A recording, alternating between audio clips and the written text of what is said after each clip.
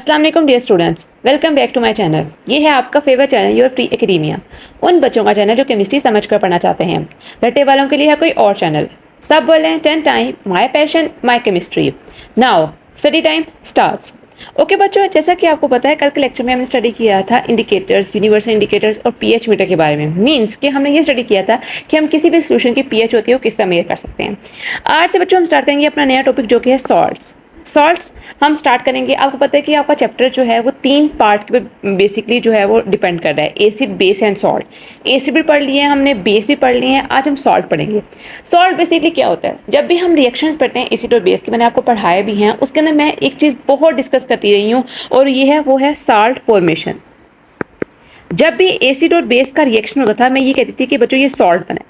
ठीक है, आपने अगर प्रीवियस वीडियोस नहीं देखी तो आप वो लाजमन जाके देखो, क्योंकि उसके अंदर हमने जब 3 चीज़ें एट द सेम टाइम हमने डिस्कस की हैं। हमने ये भी देखा कि एसिड कैसे रिएक्ट करता है, बेस कैसे रिएक्ट करती है, सॉल्ट कैसे हमारे पास बनता है। तो आप लोगों ने रिएक्शंस ऑफ एसिड और बेस लाजमन देखने हैं। वो वीडियो आप लोगों के लिए काफ़ी हेल्पफुल रहेगी सॉल्ट्स को याद करने के लिए, सॉल्ट्स को समझने के लिए कि सॉल्ट्स आखिर बनते कैसे हैं। बेसिकली बच्चों सॉल्ट जो होते हैं वो आयोनिक कंपाउंड्स होते हैं। ये बहुत इंपॉर्टेंट एमसीक्यूज है, आयोनिक कंपाउंड्स। और आयनिक कंपाउंड्स क्या होते हैं? बेसिकली आयनिक कंपाउंड्स हमारे पास ऐसे कंपाउंड्स होते हैं जो बनते हैं जब कोई एक एटम जो होता है वो लूज कर रहा होता है या गेन कर रहा होता है अपने इलेक्ट्रॉन्स को। तो आयनिक कंपाउंड्स तब बनते हैं। मींस कि आप इस तरह भी कह सकते हो कि आयनिक कंपाउंड जो होते हैं वो बनते हैं due to ions formation. Means कि जहां पर आयंस की फॉर्मेशन होगी तो वहां पर आयोनिक कंपाउंड्स बनेंगे। अब आपको पता है कि आयंस जो होते हैं बच्चों वो 2 तरह के होते हैं। एक हमारे पास होते हैं कैटाइंस और एक हमारे पास होते हैं एनाइंस। सॉल्ट हमारे पास तब बनेगा जब एक कंपाउंड से हमारे पास एक कैटाइन आएगा और दूसरे कंपाउंड से हमारे पास एक एनाइन आएगा। ये इस तरह भी हो सकता है कि सिंपल एक कैटाइन हो, ठीक है, कोई मेटल हो, ठीक है, उसका हम रिएक्शन करा दें किसी एसिड के साथ तो हमारे पास तब भी सॉल्ट बन जाएगा। ठीक है, लेकिन जनरली जो हमने रिएक्शन पढ़े तब हमने क्या कहता है कि हमने एसिड और बेस का रिएक्शन करवाया था, एक न्यूट्रलाइजेशन रिएक्शन हुआ था, न्यूट्रलाइजेशन रिएक्शन। उस न्यूट्रलाइजेशन रिएक्शन के बाद आपको पता है कि आपके पास वाटर जो था वो एलिमिनेट हुआ था। ठीक है, वाटर भी बनता था। ये आप लोग ने हमेशा याद रखनी है चीज़। इस तरह भी आप लोगों के पास सॉल्ट जो होता है वो बन सकता है। अब बच्चों आपने यहाँ जो चीज़ याद रखनी है वो ये कि सॉल्ट के अंदर जो कैटाइन होगा ना वो हमेशा हमारे पास आएगा बेस में से। ठीक है, और जो आपका एनाइन होगा वो आएगा एसिड में से। तो यहाँ पर हम कैटाइन को बेसिक रेडिकल भी कह सकते हैं। ठीक है, और एनाइन को हम एसिडिक रेडिकल भी कह सकते हैं। ठीक है, अब आपको पता है कि जो नेमिंग होती है किसी भी कंपाउंड की, किसी भी सब्सटेंस की, वो हम किससे करते हैं? हमने हमेशा जब भी किसी राइट करना है केमिकल फॉर्मूला का नाम तो किससे लिखना है? सबसे पहले पार्ट आता है कैटाइन का। मीन्स के पहले आप लोग कैटाइन लिखते हो और उसके बाद आप लोग एनाइन का नाम लिखते हो। ठीक है, आप लोगों की बुक के ऊपर जनरली बहुत सारे सॉल्ट्स हैं वो मेंशन है। मैं आप लोगों को 1-2 समझाती हूँ कि किस तरह आप लोगों ने बनाया हुआ है। ठीक है, सपोज आपके पास एक मेटल है और फिर आप लोगों के पास एसिड है, तो और आगे आपके पास एक सॉल्ट बनेगा। मेटल आप लोगों के पास है सोडियम, ठीक है, और यहाँ पर आप लोगों ने एसिड ले लिया है HCl, हाइड्रोक्लोरिक एसिड। तो क्या होगा यहाँ के अंदर आपका पॉजिटिव पार्ट, ठीक है, कैटाइन, और नेगेटिव पार्ट मींस कि एसिड का नेगेटिव पार्ट, ये आपस में मिलेंगे तो हमारे पास बनेगा सोडियम क्लोराइड और यहाँ पर जो H पॉजिटिव है वो बाहर निकल जाएगा। ठीक है, ये जनरली मैंने आपको रिएक्शन समझा दिया। ठीक है, इसको आप छोड़ दो। आप लोग सिर्फ याद रखो जब भी सोडियम मेटल जो होता है वो एसिड के साथ HCl के साथ रिएक्ट करता है तो सोडियम क्लोराइड बनता है आपके पास। ठीक है, अब इसके अलावा डिफरेंट कंपाउंड हैं। डिफरेंट कंपाउंड हमारे पास आपस में मिलते हैं, मेटल्स मिलते हैं। सपोज आपकी बुक की मेंशन है पोटेशियम।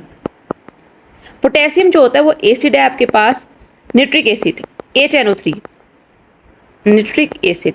आपको किसी भी केमिकल फॉर्मूला का मीन्स कि आपको पता है नाइट्रिक एसिड क्या होता है, HNO3। जब भी आप लोगों ने किसी रिएक्शन को देखने के सॉल्ट बन रहा है कहीं करा, आपको नाम से पहले उसका केमिकल फॉर्मूला आना चाहिए। ठीक है, जैसे नाइट्रिक एसिड का होता है HNO3।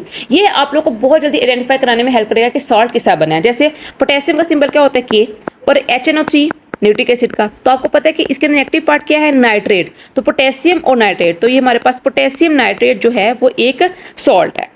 ठीक है, आप डिफरेंट जिंक के साथ कर सकते हो, कैल्शियम के साथ कर सकते हो, किसी भी मेटल का किसी भी एसिड के साथ रिएक्शन करवा दो तो आप लोगों के पास रिस्पेक्टिव जो है वो सॉल्ट जो होता है वो बन जाता है। अब बच्चों अगर हम देखें characteristics properties of salts, means कि हम देखते हैं कि सॉल्ट जो होते हैं वो डिफरेंट कैरेक्टरिस्टिक्स प्रॉपर्टीज कैसे शो करते हैं। तो देखो बच्चों यहाँ पर जनरल प्रॉपर्टीज आप लोगों को आयनिक कंपाउंड से भी मिलती जुलती मिलेंगी। आयनिक कंपाउंड्स आपको पता है कि आयनिक कंपाउंड्स जो होते हैं, ठीक है, वो किस तरह बनते हैं? वो बनते हैं जब आयंस जो होते हैं वो आपस में इंटरेक्शन करते हैं। अब आयनिक कंपाउंड्स के अंदर क्या होता है? Strong electrostatic interaction. Strong electrostatic attraction means कि आपको पता है कि जब हमने आयनिक कंपाउंड से कहते हैं अपने 9th क्लास के अंदर, तो क्या था कि अल्कली मेटल्स जो थे वो किसके साथ रिएक्शन कर रहे थे, वो आपके नॉन मेटल्स का रिएक्शन कर रहे थे। ठीक है, अल्कली मेटल्स के अंदर क्या थी, कैपेबिलिटी थी कि वो अपने इलेक्ट्रॉन्स जो डोनेट कर सकते हैं, और जो आपके पास दूसरे नॉन मेटल्स थे उनके अंदर ये कैपेबिलिटी थी, जैसे क्लोरीन हो गया, ठीक है, ब्रोमीन हो गया, इनके अंदर ये कैपेबिलिटी थी कि वो इलेक्ट्रॉन्स को एक्सट्रैक्ट कर सकते हैं बहुत शिद्दत के साथ, ठीक है, अपने ऊपर अपने तरफ खींच सकते हैं। तो इस वजह से स्ट्रॉन्ग इलेक्ट्रोस्टैटिक इंटरेक्शन जो होता है वो डेवलप होता है, किसके अंदर, सपोज सोडियम एक मेटल है और क्लोराइड हमारे पास एक नॉन मेटल है, तो इनके दरमियान strong electrostatic force of attraction होती है, डेवलप करती है। अब जिस तरह आयनिक कंपाउंड्स के अंदर स्ट्रॉन्ग इलेक्ट्रोस्टैटिक फोर्स होती है, उनकी वजह से क्या होता है, क्योंकि डिफरेंट प्रॉपर्टीज होती हैं वो इफेक्ट करती हैं। अब वही सेम प्रॉपर्टीज जो होती हैं वो सॉल्ट के अंदर भी विजिबल हो जाती हैं, जैसे for example high melting and boiling point, high melting point and boiling point. अब जो बच्चों सॉल्ट होता है वो भी किसका क्या होता है, वो एक आयनिक कंपाउंड होता है, अट्रैक्शन की वजह से बनता है। आयनिक कंपाउंड्स की तरह उसका भी मेल्टिंग और बॉइलिंग पॉइंट ज्यादा होता है। अब देखो सपोज सोडियम क्लोराइड है, इसका मेल्टिंग और बॉइलिंग पॉइंट सब ज्यादा होता है, ठीक है, ऑलमोस्ट 801 डिग्री सेल्सियस के अराउंड अबाउट, ठीक है, सबसे ज्यादा इसका ये मेल्टिंग पॉइंट होता है, ये सोडियम का जो कोई हम टेबल चार्ट आप यूज करें। अब जैसे आपको पता है पोटेशियम क्लोराइड का जो होता है वो होता है 770 डिग्री सेल्सियस, ठीक है। तो ये सॉल्ट्स के जो होते हैं वो high melting and boiling point होता है, ये मैंने दोनों मेल्टिंग पॉइंट बताए आपको, सोडियम क्लोराइड का और पोटेशियम क्लोराइड का 760 डिग्री सेल्सियस, ठीक है। अब इनके मेल्टिंग पॉइंट बताए, तो ये क्यों होते हैं ज़्यादा, क्योंकि इनके दरमियान अट्रैक्शन जो होती है वो बहुत ज़्यादा स्ट्रॉन्ग होती है। उसके अलावा बच्चों ये क्रिस्टलाइन फॉर्म में एग्जिस्ट करते हैं, क्रिस्टल्स की फॉर्म में। आपने देखा होगा सोडियम क्लोराइड सॉल्ट होता है, टेबल सॉल्ट होता है, वो क्रिस्टल्स की फॉर्म में नहीं होता, क्रिस्टल्स नहीं होते हैं उसके, क्रिस्टल्स होते हैं, और उन क्रिस्टल्स के अंदर इनका एक स्पेसिफिक स्ट्रक्चर होता है, ठीक है। आप गूगल करो NaCl का स्ट्रक्चर, NaCl का बच्चों जो स्ट्रक्चर होता है वो होता है क्यूबिक स्ट्रक्चर होता है, ठीक है। और क्यूबिक स्ट्रक्चर होता है, इसके अंदर क्या होता है कि आपके 4 कैटाइंस होते हैं और 4 ही एनाइंस होते हैं, मीन्स कि 4 सोडियम के मॉलिक्यूल्स होते हैं और 4 ही क्लोराइड के मॉलिक्यूल्स होते हैं, ठीक है। और आपस में इन्होंने क्या किया होता है, एक दूसरे को सराउंड किया होता है, जिस वजह से जो आपके पास NaCl होता है उसका high melting and boiling point होता है। सेम के साथ कोई भी सॉल्ट लगा लो तो उसका स्ट्रक्चर इसी तरह का होता है, ठीक है। मॉलिक्यूल्स होता है, बड़ा एक रिजिड सा स्ट्रक्चर होता है, जिस वजह से उनको मेल्टिंग पॉइंट और बॉइलिंग पॉइंट होता है वो ज्यादा होता है। उसके अलावा बच्चों एक बहुत इंपॉर्टेंट प्रॉपर्टी जो आती है वो आती है सॉल्ट्स की, वाटर ऑफ क्रिस्टलाइजेशन। इसको वाटर ऑफ हाइड्रेशन भी कहा जाता है, लिख लो बुक के ऊपर, वाटर ऑफ हाइड्रेशन।